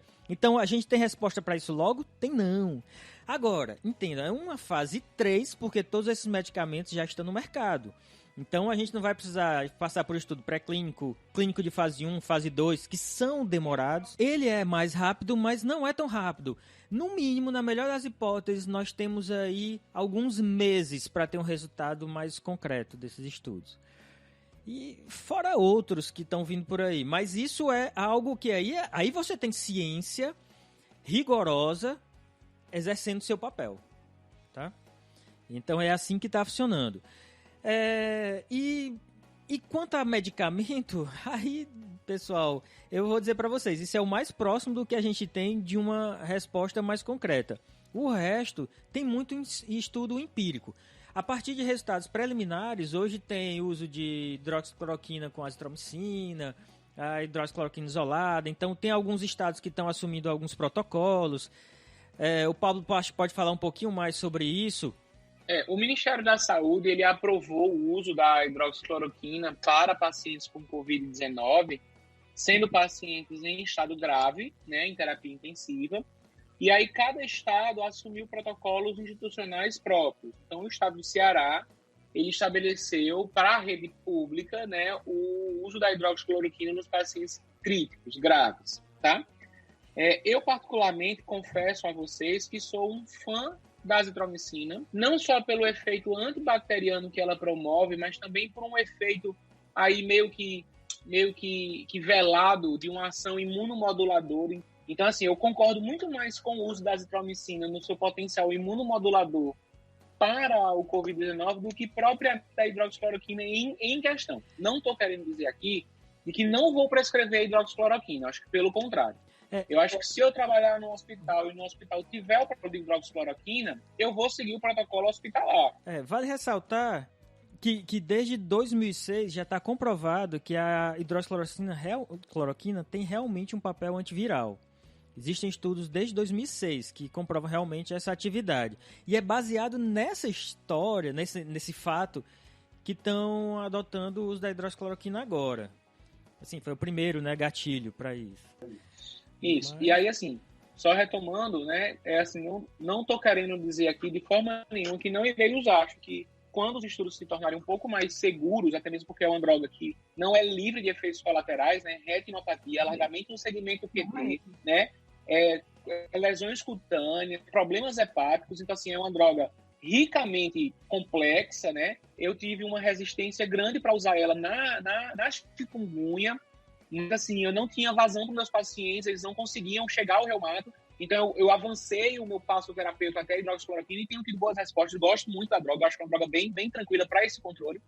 E no Covid, confesso que nesse momento eu estou em um pé atrás, pelo menos até poder sair os estudos mais robustos. Eu também queria fazer outra pergunta para ti, Paulo, porque a gente vem escutando muito que paciente hipertenso, paciente diabético são grupo de risco, né? Que hoje é o paciente que tem maior mortalidade. Agora, por que esses pacientes são considerados grupo de risco para a Covid-19? Ana, a gente sabe que a diabetes, falando na diabetes em específico, né, ela é uma doença que atua não só na regulação da glicose e insulina da célula, né? Então, a falha da produção da insulina, né, a lesão ali das células beta-pancreáticas, não está relacionada somente a essa dinâmica. Então, a gente sabe que o aumento da glicose no sangue, né, e outros componentes hormonais relacionados à própria diabetes vai causar retinopatia, vasculopatia e tem uma interferência muito direta na qualidade do sistema imune. Então, parece que o sistema imune ele fica um pouco mais lento, fica um pouco mais debilitado, ele não consegue responder de forma muito eficaz diante de um processo infeccioso. Né? Eu faço uma comparação muito, muito infantil, né? Talvez o sistema imune esteja ali sobrecarregado de glicose e fica meio letárgico, né? Quando a gente come um pote de brigadeiro e a gente ficaria mais letárgico ali por aquele cenário. É uma comparação bem infantil, mas assim, talvez isso ocorra no sistema imune. Já a hipertensão, eu acredito que seja lesão de órgão-alvo direta. Então, a gente sabe que a pressão alta, ela vai ocasionar lesões em órgãos-alvos, né? Os nossos órgãos, eles não têm uma capacidade de complacência tão eficaz quanto a gente imagina. Então, você ser bombardeado por um pico pressórico de forma muito intensiva, né, durante o ciclo do adoecimento da hipertensão, você remodela coração, remodela rim, remodela fígado, pulmão, cérebro. Então, talvez o meu órgão, que sofreu anos diante de um processo de uma pressão arterial alta, tendo que jogar pressão, resistência, débito cardíaco, fazer esse jogo, né, pressórico para se manter vivo, o órgão vivo, liberação de óxido nítrico, enfim, todo esse cenário que a pressão alta leva, talvez você tenha uma lesão pré-existente em determinado órgão que possa favorecer uma má evolução clínica. Então, a gente sabe que, por exemplo, nesse sentido geral, né, paciente com lesão de órgão pulmonar, por exemplo, aí o pulmão é agredido por um vírus, então isso pode prejudicar o coração, que não está indo tão bem porque ele está ali sobrecarregado, tendo dilatação de VE, por exemplo, de ventrículo esquerdo, por conta da própria hipertrofia do músculo, talvez ele sofra uma ação viral, tá? Muito se fala também em relação ao inibidor da ECA, né? Aos receptores da ECA que estão presentes praticamente em quase todo o nosso organismo. Eu me questiono em relação à ECA, e eu acho que Ruth pode falar com mais propriedade sobre esse receptor de ligação, porque assim, a gente tem inibidor da ECA no nosso corpo inteiro, eles são mais relevantes ali nos pneumócitos secundários, que é onde o vírus ele utiliza a sua entrada, mas a gente também tem nos vasos, né, que vão regular as pressões. Então, eu acho que a infecção pelo Covid, se ele tivesse uma relação, a minha opinião pessoal, se ele tivesse uma relação muito intrínseca com o inibidor da ECA, a gente teria muito mais casos graves relacionados a alterações pressóricas e todo esse cenário do que realmente a gente vê. Eu não sei qual seria a opinião de Ruth sobre isso. Eu ainda não estou muito definida, sabe, Pablo? Eu vejo os estudos e eu acho que a gente está ainda num momento muito, muito inicial. Então, basicamente, o que é que eu acredito? Existe uma afinidade, pelo menos, muito maior do que houve lá em 2002, 2003, na época da SARS. Então, essa afinidade do vírus, do SARS-CoV-2, pela enzima conversora de angiotensina 2, ela é muito maior. Então, existem já, pelos estudos, as relações até com as manifestações clínicas. Então, obviamente, pulmão, coração, rins. Então, esses locais, eles têm se destacado nesse tropismo. Então, obviamente, isso não explica tudo, visto que os estudos são iniciais, mas tem, de fato, uma relação aí muito estreita, porque essa afinidade, ela aumentou muito, então, quando comparada com o SARS-CoV, né? E aí a gente vê essa diferença de intensidade, né, dos casos graves. Pode haver aí uma relação, não sei te dizer, porque realmente eu acho que a gente ainda não tem informação suficiente para chegar numa conclusão, mas eu acho que eles estão no caminho, estão estudando bastante a enzima conversora de angiotensina 2, vendo essa relação com o vírus, vendo como ele se comporta e os domínios de ligação das glicoproteínas do vírus. Então, como se dá essa relação. Então, vários estudos estão saindo, mas eu acho que a gente ainda vai ter que aguardar para bater martelo, para entender melhor a explicação dessa relação com os casos graves, porque são, acredito eu, vários fatores, né? Vale deixar claro aqui que surgiu aí um medo de uso de inibidores da ECA, não é? E antagonistas receptores de angiotensina, que atuam mais ou menos no mesmo sistema ali, sistema renina-angiotensina-aldosterona. Mas vamos lá, a questão dos inibidores da ECA, teoricamente seria mais ou menos assim, um inibidor da ECA causaria vamos dizer assim, um aumento na expressão de enzima conversora de angiotensina, por causa do uso dos inibidores. E aí você teria maior disponibilidade de alvos para o vírus se ligar. Então, mas isso não foi assim comprovado, foi baseado em uma teoria, embora faça bastante sentido, ainda tem muita coisa para a gente saber sobre isso, e os inibidores da ECA não estão condenados. Isso daí requer uma avaliação. Pela lógica, faz todo sentido. Faz todo sentido. Agora, ter uma relevância clínica é outra coisa.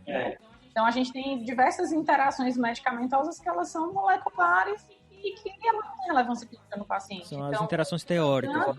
Aqui no Brasil, pelo menos, a Sociedade Brasileira de Hipertensão, ela não recomendou, né, troca de tratamento, e também não recomendou que não fosse iniciado o captopril ou losartana, né, representante dessas duas classes, em pacientes novos. Então, não houve esse tipo de recomendação, justamente por talvez não termos dado suficiente, né, para gerar uma relação de fato forte, ou realmente, né, pela lógica molecular tem, mas pela lógica clínica não. Eu acho que em breve a gente vai ter essa informação, mas a gente tem só que pensar, 31 de dezembro de 2019, né? A gente está em abril, é pouco tempo demais. 3 meses, né? A gente está concluindo 3 meses de conhecimento do vírus. E aí se você for analisar de conhecimento forte, talvez 2 meses, né? Assim, com talvez maior, isso, talvez, que os métodos né? começaram a ser realmente refinados. E agora os primeiros ensaios clínicos foram registrados agora. Não tem tem o quê? Pouco gente, mais de uma semana. A gente tem, né? Nem isso. Se a gente pudesse fazer assim, faça uma lista das 20 perguntas que você quer saber sobre você internamente. Cada um aqui faria suas 20 perguntas. Eu tenho um monte aqui ainda, mas não vai já desistir, que eu sei que não vai dar pra perguntar, não. Então, assim, é muito louco isso. Não, mas na verdade que a gente ainda nem tem resposta. Então, as perguntas que a gente queria que a ciência nos respondesse, né? Isso então, mesmo. Muitas. é ao mesmo tempo assustador e estimulante, eu acho, esse processo, né? Porque a gente sabe que as coisas vão se respondendo ao longo do tempo, que tem muita gente trabalhando, produzindo esse conhecimento, mas que a gente precisa, né, lidar com essa coisa que vai acontecendo e ir mudando de forma dinâmica o tempo todo. Coronavirus! Coronavirus! Eu queria voltar, eu acho até que dava pra gente ter falado isso um pouquinho atrás, quando o Ruth falou da estrutura do vírus, de ele ser encapsulado, que é o que a gente tem visto, a loucura, o desespero das pessoas hoje atrás de álcool gel. Hoje você dá álcool gel para uma pessoa de aniversário, é um super mega presente, vai ser o presente que ela mais vai gostar, porque as pessoas piraram atrás de álcool gel, como se álcool gel resolvesse o mundo, né? Não é assim que funciona. Eu queria que a Ruth explicasse por que a lavagem de mãos, né, a higiene básica, lavar corretamente as mãos com água e sabão, se torna muito mais eficiente do que esse desespero que as pessoas estão por álcool gel. E deve ser utilizado quando você não conseguir lavar as mãos com água e sabão, né? Então, sabão não está em todo lugar, não está no bolso. Né? Exatamente. Exato. E assim, teoricamente... Vai, Pablo. Eu gosto de dizer muito isso, Pablo, porque assim, o cenário ideal é higienização das mãos com água e sabão. Essa é a recomendação mais correta. Barato. Por que a gente recomenda o álcool? Porque eu não posso andar com a pia no bolso. Eu não tenho como levar a minha pia para todo local. Então, por exemplo, em casa, eu já determinei assim, eu tenho um bebê pequeno em casa, então aqui sempre tem álcool gel para poder a gente higienizar, para manipular algumas coisas com ele, vai fazer alguma coisa com ele, então a gente usava mais quando ele era bebezinho, agora bem menos. E eu aboli o uso do álcool gel aqui em casa. Aqui em casa é água e sabão. Agora a gente vai sair, a gente vai usar o álcool gel para higienizar a mão.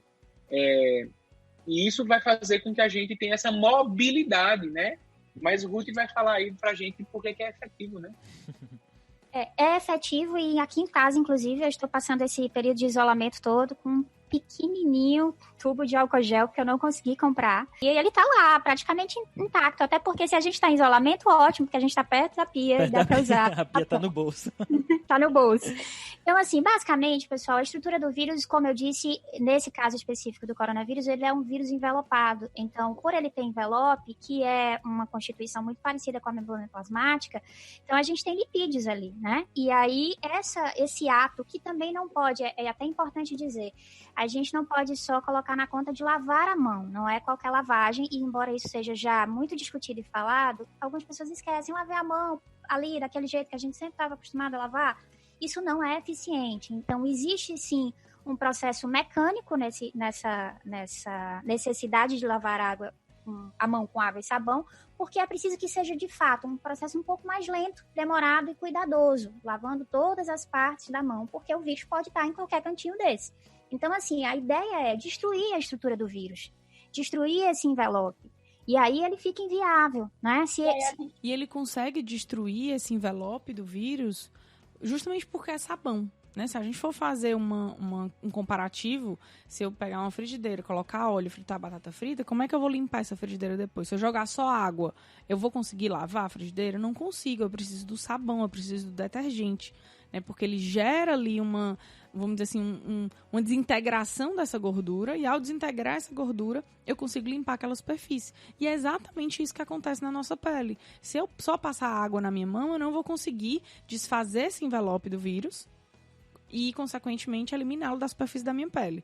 Então, no momento em que a gente coloca o sabão, que forma micelas, né, ou tem um processo aí de interação do sabão com a superfície, lá o envelope do vírus, que gera um processo de emulsificação, que é o que o sabão faz na gordura, e isso desintegra essa gordura e acaba inviabilizando o vírus e, consequentemente, sua patogenicidade. Então, vamos tirar essa ideia, né? Eu não serei feliz se eu não tiver álcool gel e saudável, né? Não, gente, a gente só precisa da água e do sabão. Principalmente o isolamento dá. Diz aí. Pronto. Uma das coisas que mais me perguntam é sobre o álcool isopropílico, né? Uhum. Que é o álcool a 100%, né? Então, assim, eu passo às vezes mais meia hora explicando por que o isopropílico não vai matar a bactéria, mas a minha pergunta é além dessa. Na verdade é o seguinte, se eu tiver o isopropílico, eu consigo fazer um porcionamento 7:3 para conseguir 70%? Deixa eu discutir aqui essa questão do álcool. Vamos lá. O álcool, ele vem sendo usado desde o finalzinho do século XIX, 1888, por ali. quando os estudos de Core e Core trouxeram evidências de que ele realmente era muito útil, mas não conseguia matar, por exemplo, o bacilo anthracis se ele tivesse na forma esporulada. Ele só mataria na forma vegetativa, certo? Isso é o primeiro conceito importante. Isso mudou muita coisa do que se entende sobre o uso do álcool. Por que isso é importante? Foi a partir dessa ideia que veio o conceito de percentual, a concentração do álcool ideal. Então, se você tem concentrações de álcool puro, álcool em concentrações altíssimas, o álcool absoluto que a gente compra nunca é absoluto, você nunca vai encontrar álcool 100%, vai encontrar 96% e um pouco mais que isso. O absoluto só existe e você só consegue comprar em, né, indústrias químicas e tudo. Mas esse que a gente compra em supermercado, ele não é absoluto. Ele nunca, na prática ele sempre tem algum teor de água, mas independente disso, é tão alta essa concentração que ele desnatura já as estruturas da membrana externa e ele, quando sofrem contato com um álcool, vamos dizer, numa concentração muito elevada, ele desnatura a estrutura da membrana. E aí ele entra nessa forma meio que inativo, mas se ele encontra um ambiente mais adequado, ele pode recuperar a virulência dele. E o vírus, do caso do coronavírus, ele também tem estrutura lipoproteica. E aí o álcool tem essa atividade de desnaturar essa estrutura, esse envelope, que é fundamental para a fixação do vírus. Então, aí vai ser, ele vai ter essa atividade parecida com a forma como ele age nas bactérias. Por isso que o álcool só funciona em vírus envelopados. É importante dizer isso. Não é para qualquer vírus, só para os envelopados. E aí, a concentração ideal, depois de diversos estudos, para o álcool etílico, a concentração ideal é a de 70%. Tem alguns estudos que mostram que acima de 65% até 70% ele tem uma atividade importante. Para o álcool isopropílico, ele funciona? Funciona. Só que ele tem uma margem superior. Ele pode ter atividade que varia de 60% até 95% de concentração. Então, o isopropílico tem essa margem maior. Vocês vão encontrar muito frequentemente as preparações de álcool associadas os dois. O isopropílico com o etílico. Então, formando concentrações aí específicas para ter um maior poder degermante. É o isopropílico que é utilizado para produtos eletrônicos? O isopropílico, mas aí no caso, ele já está em concentrações bem altas, porque ele é muito mais volátil do que o álcool etílico. Então ele não ficaria muito tempo lá causando, vamos dizer, risco de curto-circuito nos equipamentos eletrônicos. Então ele é utilizado para isso. É o produto de limpeza para equipamentos eletrônicos.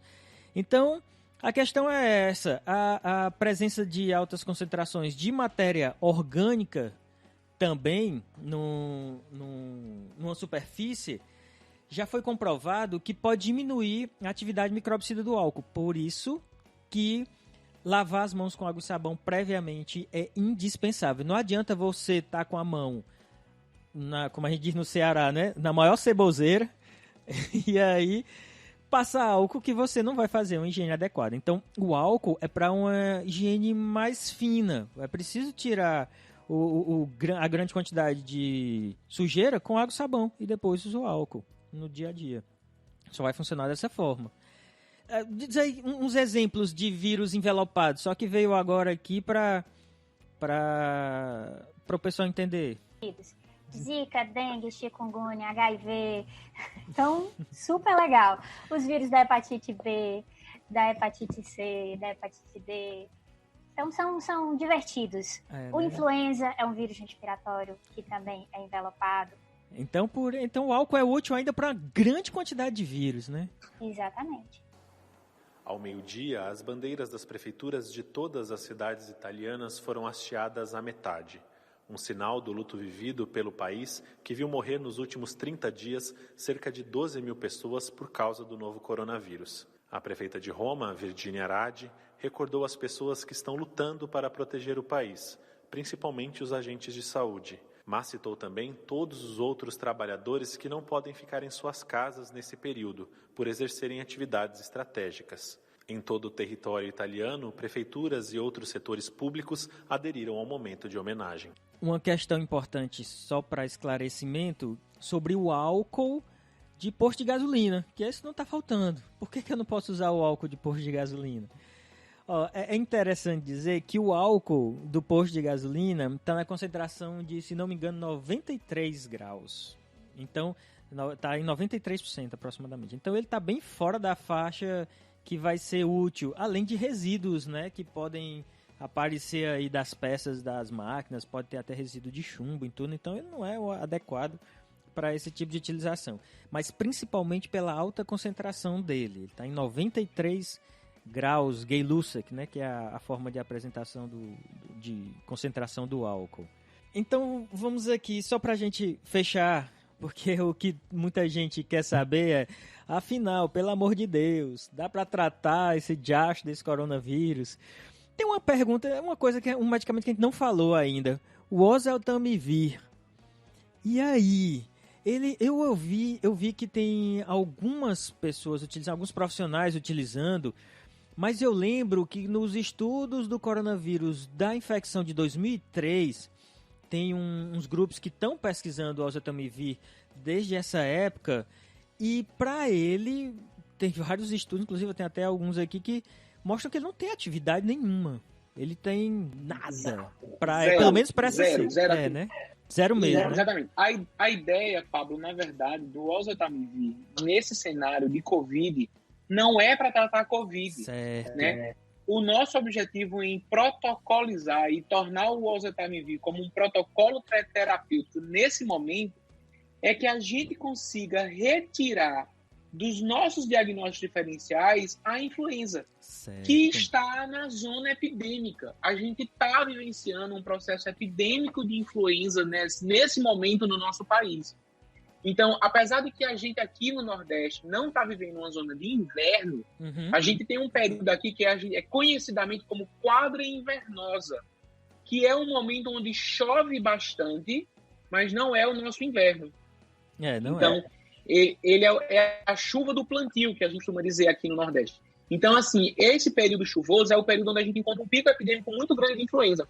E aí uma coisa que é interessante a gente ressaltar é o seguinte: durante os anos, a influenza, como ela já tem transmissão comunitária há muito tempo, desde 2009, ela não entra mais no perfil de rotina de investigação. Então, como é que a gente sabe a sazonalidade da influenza? Os pacientes com SRAG, né, síndrome respiratória aguda grave, todos são testados para influenza. E aí eles vão nesse período de março até junho, que é o período epidêmico, eles são identificados, a gente consegue identificar os surtos.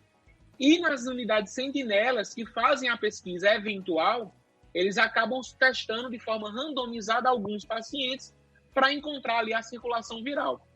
Então, veja, o protocolo de COVID, que foi estabelecido em janeiro, que era o atendimento e o diagnóstico, como é que ele estava funcionando? Era coletado 3 amostras de suave, né, as 3 colocadas dentro do mesmo frasco, né, no mesmo meio, e esse meio ele era analisado. Então, primeiro era feito um painel viral, onde incluía influenza, rinovírus, adenovírus, outros coronavírus e uma gama muito grande de vírus respiratórios, sincicial respiratório, enfim, uma série de outros. Quando a gente confirmava a influenza, essa investigação estava descartada para a COVID e ele era tratado conforme influenza. Então, a gente começou agora, por estar testando todos os pacientes com síndrome gripal, porque toda síndrome gripal ia ser testada para a COVID, então toda síndrome gripal era testada para influenza. Então, a gente conseguiu identificar um número muito grande de casos de influenza. Nesse sentido, o oseltamivir, ela entra como uma terapêutica auxiliativa, no sentido de, se eu tenho influenza, eu vou tratar a influenza. Então, é para co-infecção. Seria a ideia de uma possível co-infecção, mas seria a ideia da gente tratar a influenza. Entendi. Agora, nesse momento que a gente já está entrando aí na segunda semana do processo de vacinação, a ideia é que a gente diminua o número de influenza e as síndromes gripais que a gente eventualmente venha a ter sejam relacionadas à Covid, tá? E só puxando um pouquinho para o vírus, é bem fácil a gente entender porque não funcionaria. Porque eu tive algumas dúvidas de alunos falando sobre, vamos usar o oseltamivir para o coronavírus. Na verdade, a gente tem na superfície do coronavírus algumas glicoproteínas e na superfície do influenza outras proteínas. Então, esse fármaco vai atuar inibindo essas glicoproteínas do influenza que o coronavírus não tem. Então, não faz muito sentido de fato. Então, se eu tenho uma neuraminidase no influenza e eu não tenho a neuraminidase no coronavírus, como é que eu vou inibir essa ação? Então, basicamente... Só lembrando, Ruth, o que é a neuraminidase? Tá, na verdade o influenza ele é um vírus também envelopado que possui na sua superfície 2 glicoproteínas, neuraminidase e hemaglutinina. O coronavírus também é um vírus envelopado, mas possui as suas 2 glicoproteínas, a spike e a hemaglutinina esterase. Então nós não temos neuraminidase no coronavírus. Então esse fármaco ele não pode inibir algo que não existe, né? Então o alvo de ação dele não existe. Exatamente. Bom, é importante, a gente tá falando de influenza e tudo mais, falou de hemaglutinina, neuraminidase, aí a gente lembra do H1N1, né? A gente ouviu isso mais no início da epidemia, nem da era epidemia. O H1N1 é muito mais perigoso que o coronavírus, mata muito mais do que o coronavírus, e a gente nem tá falando sobre ele.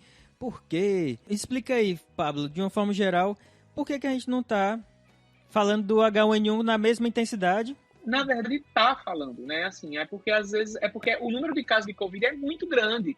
Então, assim, a proporção, se a gente for dividir aí, fazer uma proporção do que a gente tá falando, é praticamente a mesma coisa, porque tem muitos casos de Covid e é uma doença que tá chamando muita atenção. Mas, por exemplo, epidemiologicamente, só para atualizar, a gente teve a epidemia de H1N1 foi em 2010. A grande epidemia foi em 2009 a 2010. Em junho de 2009 até agosto de 2010. Então, nesse período, considerando até alguns relatos de pessoas que contraíram H1N1 mesmo fora dessa faixa, aproximadamente 18 meses, ela matou 18.449 pessoas no mundo. Certo? Então, os dados epidemiológicos são esses. É muita gente. Então, não é algo para a gente deixar de lado e parar de falar. Mais de 2 mil eram brasileiras. A gente está há menos de 4 meses com o coronavírus. E hoje, o dado de... Quando a gente começou a conversar, que dia é hoje? É 4 de abril. Eu vou até atualizar aqui o dado. Nós estamos agora com 1.139.246 casos e 61.149 mortes. Então, em um período... Vale ressaltar, Pablo, te interrompendo. Pode. Que o número de casos totais de influenza é infinitamente menor do que esse 1 milhão de casos. Então, assim... isso é outro fato importante. Isso. Porque epidemiologicamente falando, a gente está falando o seguinte, eu fiz, inclusive, recentemente um parecer técnico aqui para o condomínio que eu moro, sobre o trânsito e as obras que estão ocorrendo no prédio, se podia ou não podia acontecer. E aí, no preâmbulo do parecer, eu coloquei uma coisa que, escrevendo, eu até achei interessante, aí queria falar. E assim, quando você tem uma taxa de letalidade, se a gente parar para pensar, a gente está com 1 milhão de pessoas doentes acumuladas, né? Não são ativas. A gente já está chegando a perto de 250 mil curados, né? Ou seja, a gente está ativamente com 800 mil casos. Então, se a gente pegar esse 1 milhão, vamos fechar em 1 milhão, ele vale quanto da população mundial? São 7 bilhões de pessoas no mundo. Então, 7 bilhões de pessoas no mundo, 1 milhão vai dar menos de 1%. Você concorda? Concordo. Né? É menos de 1% de pessoas acometidas, né? Quando a gente vai em escala global, a porcentagem dessa doença, elas têm número muito pequenos comparado ao mundo. O problema é que todo mundo está sofrendo com ela.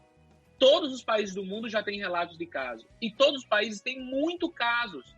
Então, isso faz com que o número de óbitos aumente e o número de óbitos aumente perto da gente.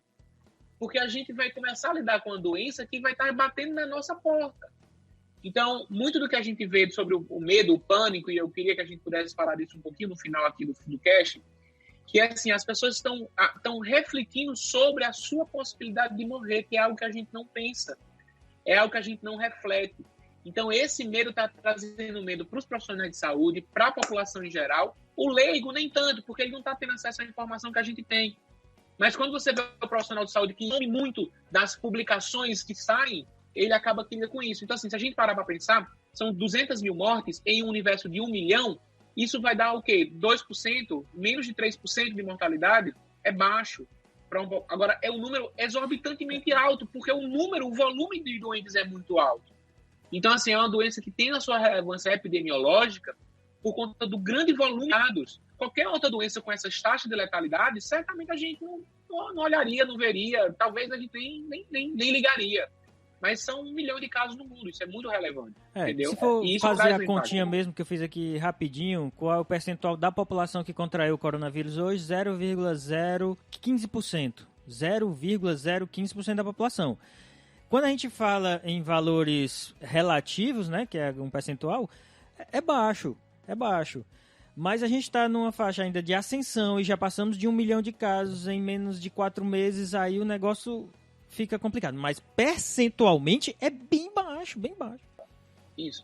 Quando você vê a influenza, que matou apenas 2.000, é uma doença que teve menos infectados. Por exemplo, o MERS, por exemplo, em 2012, ele só atingiu 1.000 casos acumulados 5 anos depois da epidemia.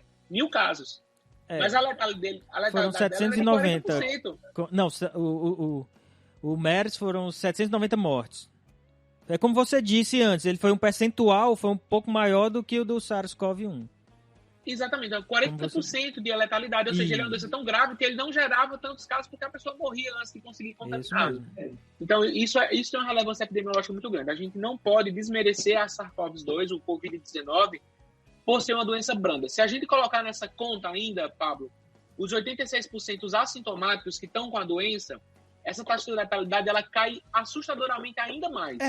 Entretanto, a gente não pode desmerecer uma doença que está gerando um colapso no sistema de saúde, porque as pessoas estão indo para o tubo, estão precisando de ventilação mecânica. Quanto menos pessoas forem, melhor, porque aí pessoas vão morrer sem assistência. E isso é o que dói mais. Imagine só, a gente tem um parente da gente que precisa de um UTI, precisa de um ventilador e não vai ter para entubar. Não vai ter. Como na Itália está se fazendo isso, está escolhendo quem vai entrar no respirador porque não tem para todo mundo. Da mesma forma que nós temos os casos assintomáticos, nós temos as pessoas que estão morrendo e não sabem se são realmente, efeito, a morte se é efeito ou não da Covid. Então, assim, os dados não são realmente consolidados, tão fidedignos, e eu acho que a gente vai ter noção real lá na frente. Então, agora a melhor coisa é não negligenciar e encarar como vamos receber os testes agora, vai melhorar um pouco a visão, não resolve, não vai dar uma visão real, mas vai dar um pouquinho melhor. Quando recebemos, eu acho que vai dar uma subida, não que nós tenhamos mais casos, mas a gente aumentou nossa capacidade de detecção. Pablo, eu queria te perguntar uma coisa. Mas ajuda a população a entender. Ajuda, importantíssimo. Isso é o que está faltando pra gente. É isso mesmo.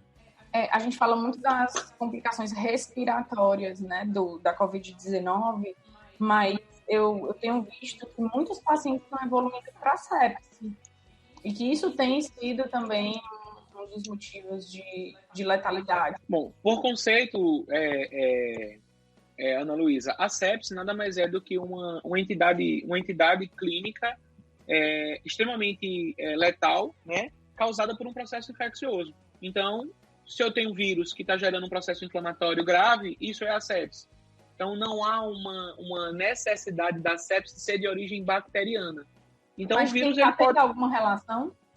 Na verdade, é o seguinte... De co-infecções? É porque, na verdade, a sepse ele eu diria como uma fase, na verdade. Então, por exemplo, não é tão correto a gente dizer assim, o paciente morreu de sepse. Sepse é um diagnóstico, a gente diz que ele morreu de sepse. Mas existe uma causa para aquilo ter acontecido. Então, por exemplo, uma pneumonia que levou a uma sepse, aí a sepse é como se fosse a manifestação sistêmica de todos os órgãos tendo comprometido por aquele cenário.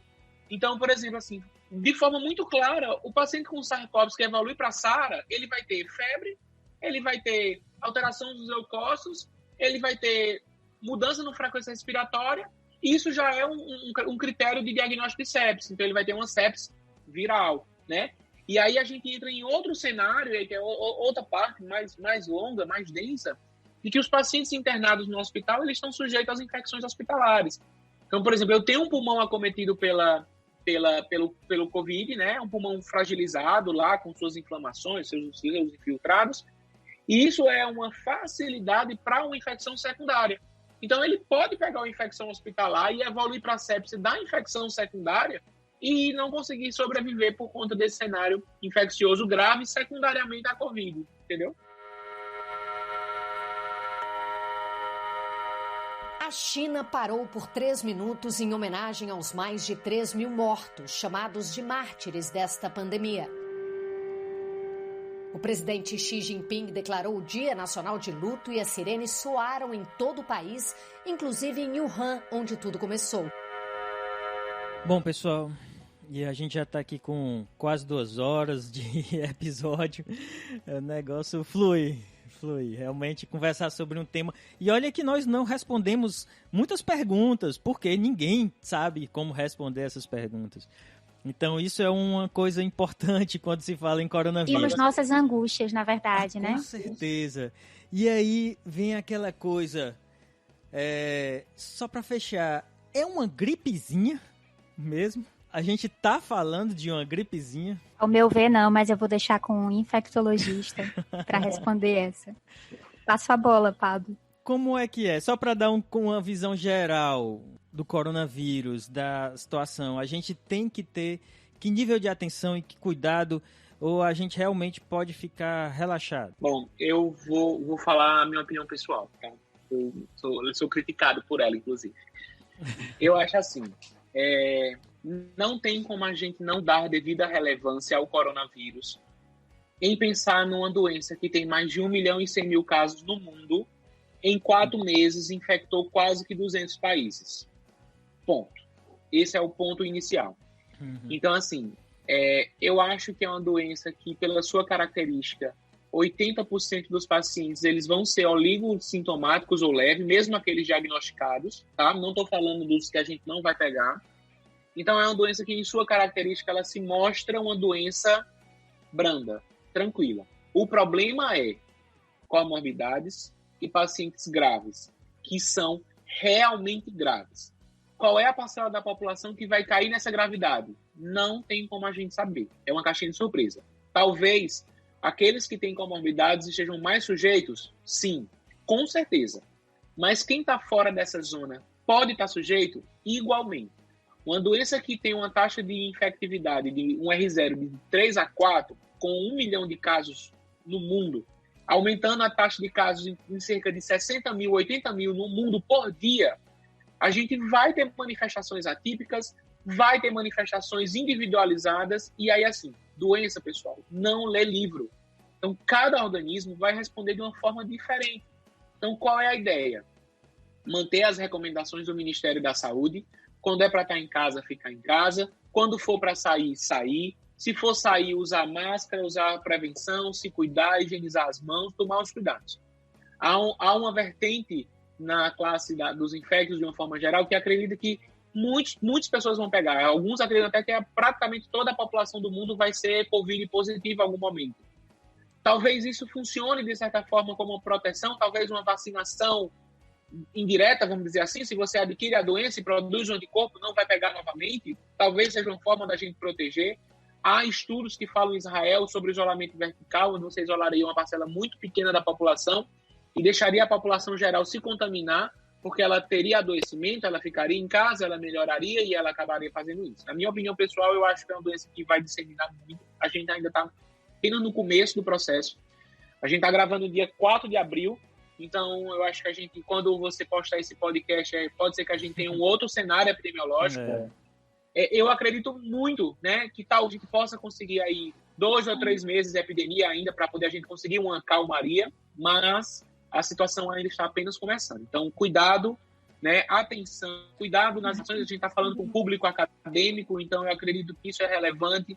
Para quem está ouvindo a gente, não se deixa levar por qualquer título, por qualquer resumo. Procura a metodologia, procura como foi escrito, utiliza o senso crítico para julgar o que você está lendo, tá? E não divulga fake news. Eu recebi uma informação agora há pouco no WhatsApp, né, alguém perguntando, alguém sabe se isso é verdade? Era um print de uma conversa de um site. Faz, olha, se eu não tenho acesso da onde essa informação veio, eu não compartilho, porque eu acho que é fake news. Então, assim, a informação ela só é verdadeira se ela for rastreável até a fonte que escreveu. Então, por exemplo, eu posso escrever um texto... E a fonte tem que ser confiável. Isso. Então, assim, eu posso escrever um texto dizendo assim, o Covid não mata. Pablo Pita, 4 de abril de 2020. Você pode replicar isso. Olha, o doutor Pablo, infectologista, falou que Covid não mata. Ele falou lá. Agora, aí você precisa me procurar para entender qual foi a fonte que eu pesquisei. E se eu falei isso sem fonte, essa informação ela perde validade. Porque o conhecimento não é nosso. O conhecimento é da comunidade. E se a comunidade não está afirmando, a gente não tem como afirmar nada de forma individual. Apenas o que falando aqui é aquele nível de evidência C, opinião do especialista, né? Que tem as suas limitações individuais, pessoais e de casuística. Então, por exemplo, a minha casuística de Covid é 0. Eu não tive nenhum paciente com Covid ainda. Eu acompanhei diagnóstico de outros colegas, a gente acompanha outros pacientes, mas todas as minhas suspeitas que eu tive de atendimento domiciliar, por exemplo, foram negativos para Covid. Então, a minha casuística é baseada na experiência de outros profissionais, o que torna ainda a minha noção ainda menor, por exemplo. Então, isso é relevante a gente lembrar. Não, agora fake news. Eu achei interessante uma que eu vi esses dias, que o coronavírus era um extraterrestre que estava habitando o corpo das pessoas, e aí as pessoas não estavam tendo rejeição, e aí ele ia embora, mas ia procurar outro planeta. Eu posso dizer, eu gostei dessa. Foi bom. Eu gostei dessa. Eu gostei. Já foi tudo, né? Já foi tudo Eu também. gostei. Eu confesso. Só conversar com os caras, rapaz, achar um lugar legal pra eles. Eu confesso que eu gostei. Essa do extraterrestre foi, a melhor. Foi, e o cara era convincente, pelo amor de Deus. Então, fake news é o que rola no coronavírus, tá? E aí, Ruth, quais são as recomendações da biomedicina para o coronavírus, de uma forma geral, para o conhecimento da população, para trazer luz para esse povo? Eu acho que o Pablo foi muito feliz na fala dele. A gente precisa dar a importância que esse vírus e que essa doença merece. Nós precisamos encará-la como algo sério, que não é momentâneo, e nós não sabemos quando terminará esse processo. Então está todo mundo perguntando, mas daqui a 15 dias a gente está liberado? Daqui a um mês a gente está liberado? Nós não sabemos. Então os próprios governos estão trabalhando aí com um espaço um pouquinho pequeno, né, e tomando as decisões a partir disso, porque as informações vão se estabelecendo, o conhecimento vai se sedimentando, e aí a gente vai conseguindo tomar decisões mais eficientes. Eu acho que a recomendação é isolamento, pelo menos ao meu ver. Eu acho que a gente tem que evitar, sim, aglomerações. Eu acho que o cuidado individual tem impacto direto sobre o número de casos, então nós somos, sim, responsáveis por nós mesmos, mas principalmente pela coletividade nesse momento. E, assim, eu acho que não há espaço para egoísmo, e acho que a gente precisa pensar nesse ponto. Porque se a gente não pensa no outro, no que está no grupo de risco, no nosso colega, no vizinho, a gente impacta diretamente o número de casos dessa doença e a gente pode chegar num colapso, que é o que a gente não quer. Então, assim, não é em termos de virologia ou de saúde, eu acho que é também questões humanas. Eu acho que a gente tem que ter cuidado com o outro. E se existem recomendações para que a gente tenha algumas atitudes, não tem por que não tomar essas atitudes. Então, se é tão simples lavar a mão, vamos lavar a mão com água e sabão. Se é tão simples ter mais cuidado com o nosso ambiente, com a gente mesmo, vamos fazer isso, porque isso requer muito pouco, né? E eu sei que em muitas situações nesse período de isolamento, a gente tem também falado muito sobre saúde mental. Então, tem uma questão muito difícil nesse momento. Então, tem aquela pessoa que vai tentar ler tudo sobre o coronavírus e vai ser a pessoa que vai, nossa, eu tô sabendo muito, então eu vou seguir tudo, eu vou ficar neurótica, A gente tem que ter equilíbrio, né? Então, assim, a informação ela é importante, mas ela precisa ser de fonte confiável. E se chegar num ponto que ela te deixe mais confuso do que seguro, dá um tempo, né? Se informa, fica no foco da informação, faz aquilo que é necessário, mas vamos estabelecer um equilíbrio para isso, para que a gente também não entre numa neura de que esse período é horrível, que não dá para passar por um isolamento assim. Então, assim, acho que são várias questões que não dá para discutir aqui, mas que envolvem o cumprir as regras, envolve o estar em casa, envolve o cuidar do outro, envolve o diminuir a transmissibilidade desse vírus. São várias questões. Então, assim, eu espero, de fato, que o que a gente fez aqui hoje minimamente contribua para deixar algum sinalzinho ali de que vale sim a ciência, em primeiro lugar, e sempre, que vale sim confiar em artigos científicos de qualidade, mas que é preciso também não receber tudo, né, e não questionar. Então é preciso questionar sim, mas a gente nunca questiona muito apenas baseado em opinião pessoal, porque eu tenho ouvido muito, mas eu não acho isso. Ótimo, você tem todo o direito de não achar, mas você não acha isso baseado em quê? Porque você só não pode dizer assim, eu não acho isso porque eu não quero, eu não acho isso porque eu não concordo, porque isso aí é literalmente uma informação, uma opinião pessoal. E a gente está vivendo numa era que diz justamente isso, né? Todo mundo diz, não, a Terra é... Como é que a Terra é? Não, mas eu acho que ela é plana. Problema seu, bebê, né? Então, assim... problema seu, o que é que diz todo o resto do mundo? Então, assim, é nesse ponto que eu queria chegar. Então, basicamente... ciência acima de tudo, mas pensamento crítico é importante, né? Preocupação com o outro é importante, tudo isso acho que está dentro desse cenário que é único e eu acho que daqui a uns 30 anos a gente vai ter muita história para contar por ter vivenciado isso, né? Ciência acima de tudo, muito importante, Ruth, gostei muito. Mas nesse momento que a gente está vivenciando agora, né? Ciência embasada, evidente. Exatamente, mas foi o que eu disse, ciência com pensamento crítico, pesquisa, né? Com análise. Exatamente. Né? Não, porque, assim, corroborando com o que você falou. E é exatamente o que você nem falou. É ciência o que não tá no que não atende esses princípios básicos. Exato. Como foi a metodologia, como foi feita, quais são os resultados. Então, assim, não adianta hoje você pegar o resumo, porque leia o artigo. Se tá tudo tão liberado, leia tudo. Né? Veja como o que foi processado ali para chegar naquela conclusão. A gente nunca teve tanta informação acessível como nesse período. Uma coisa que é importante, foi falado já pela Ruth, pelo Pablo, e eu vou voltar a frisar aqui, é a gente não sair nessa busca desenfreada sobre qualquer notícia que sai sobre algo que pode estar melhorando ou pode melhorar o coronavírus. Então, sai alguma coisa sobre hidroxicloroquina, todo mundo corre para a farmácia para comprar. Vai sair agora sobre a ivermectina, todo mundo vai correr para a farmácia para comprar. Gente, não pode.